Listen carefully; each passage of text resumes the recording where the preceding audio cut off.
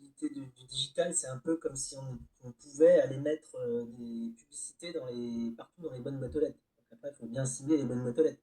C'est la même chose, mais du fait que tout le monde est connecté, maintenant on peut toucher tout le monde. Enfin, quasiment tout le monde est connecté, donc on peut aller parler à quasiment tout le monde, donc à quasiment tous les types de clients, pour quasiment tous les types de services. Donc c'est sûr que maintenant, c'est une nouvelle manière d'aller communiquer. Je dirais que globalement, il y a quand même deux choses auxquelles il faut faire très attention quand on communique tout court, mais quand on communique en plus sur le digital. La première chose, c'est les coûts. Il faut vraiment faire attention aux coûts. Je veux dire, la règle de base, c'est qu'il faut tester avec des petits budgets. Ouais. Surtout, jamais investir massivement initialement sur une nouvelle méthode de communication, ou de publicité ou de technique marketing. Il faut tester à petite échelle, en dizaines, en centaines d'euros au début. Puis ensuite, on voit si on est satisfait, on peut investir plus. Il ne faut pas partir avec des énormes budgets dès le début parce qu'on risque d'être déçu, d'autant plus que justement l'affinage du ciblage, ça peut prendre un petit peu de temps. Et Oui. donc, il faut bien mettre ça dans le temps et surtout pas cramer tout son budget dès le début. Donc il faut y aller petit à petit. On teste, on teste, on teste, on teste. Et ce qui marche, on le fait grandir. Ce qui marche pas, on ne le fait pas grandir. Mhm. Donc après, il faut bien regarder les coûts et comparer parce que c'est des méthodes nouvelles. Alors l'avantage justement du digital, c'est qu'on peut parfaitement doser son budget en partant avec peu, petit. Et donc c'est un peu l'approche que j'ai envie de pousser. Et alors, euh, l'autre message, c'est que justement, il faut penser au message. C'est pas parce qu'on peut parler à tout le monde qu'il faut négliger le message. Il faut passer du temps à écrire exactement le bon message pour les personnes à qui on veut présenter son offre.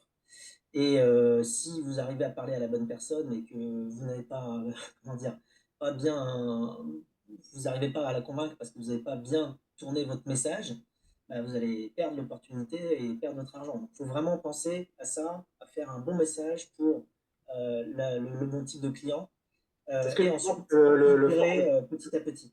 ouais, est-ce que tu penses que le format aussi, par exemple, ça peut être le format sur lequel tu véhicules un message, par exemple, le faire en vidéo, le ton humoristique, etc. Ça joue aussi au-delà du fond du message, la forme. La forme joue, bien sûr, ça attire l'attention. Des vidéos ou des messages qui peuvent être plus humoristiques vont plus attirer l'attention. Mais ça n'empêche pas que attirer l'attention, c'est pas non plus directement bien vendre son produit ou son offre. Bien vendre son produit ou son offre, c'est expliquer pourquoi elle est pertinente pour la personne. S'il s'agit juste de faire rigoler quelqu'un avec une pub humoristique, bon, c'est bien, mais ça va peut-être créer un peu de notoriété et encore, mais ça va pas forcément convertir, ça va pas faire des clients.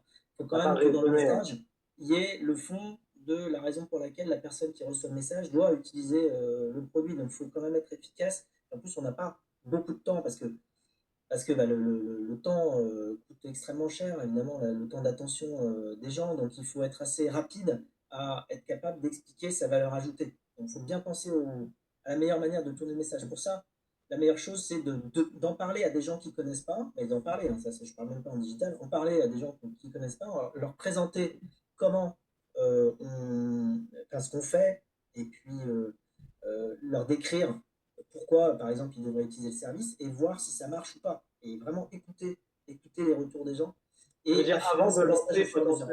potentiellement ça, de Oui, le faire avant de lancer une campagne de communication sur le digital. oui, bien sûr, bah, on fait des tests, ça au moins c'est gratuit, quoi. Tu vois, tu peux Ouais. tester, tu peux communiquer juste autour de toi et voir ce qui revient, et voir ce que les gens comprennent. Ça, c'est gratuit, tu le fais autant de fois qu'il faut pour affiner ton message et petit à petit, tu vas avoir un message qui est de mieux en mieux fait et qui va permettre de faire en sorte que ensuite tu es prêt avec le bon message à pouvoir essayer de le faire en ligne et donc potentiellement passer à l'échelle si les premiers essais sont concluants. Tu vas pouvoir passer d'un mini-budget à des budgets plus conséquents, puis bien maîtriser justement ta croissance en fonction de ton budget, quoi. Magnifique. Bah, écoute, merci pour tous ces conseils. Est-ce que tu aurais un dernier mot peut-être à dire à toutes les personnes qui sont là, qui sont venues t'écouter ce soir? Ouais, moi, merci. J'ai un dernier mot, effectivement, parce que j'en parlais au début. J'ai lancé un nouveau projet qui s'appelle Dift. C'est DIFT, c'est dift.com. Et c'est une plateforme de générosité. qui permet d'aider des associations dans des domaines sociaux, environnementaux. C'est un nouveau mouvement qu'on lance. Et là, pendant le mois de décembre, on vient de créer Difftember, le mois de la générosité. Alors tu sais, il y a Octobre Rose en octobre pour les maladies féminines, il y a Movember en novembre pour les maladies masculines. Et bien nous, on a créé Difftember en décembre pour tout le monde.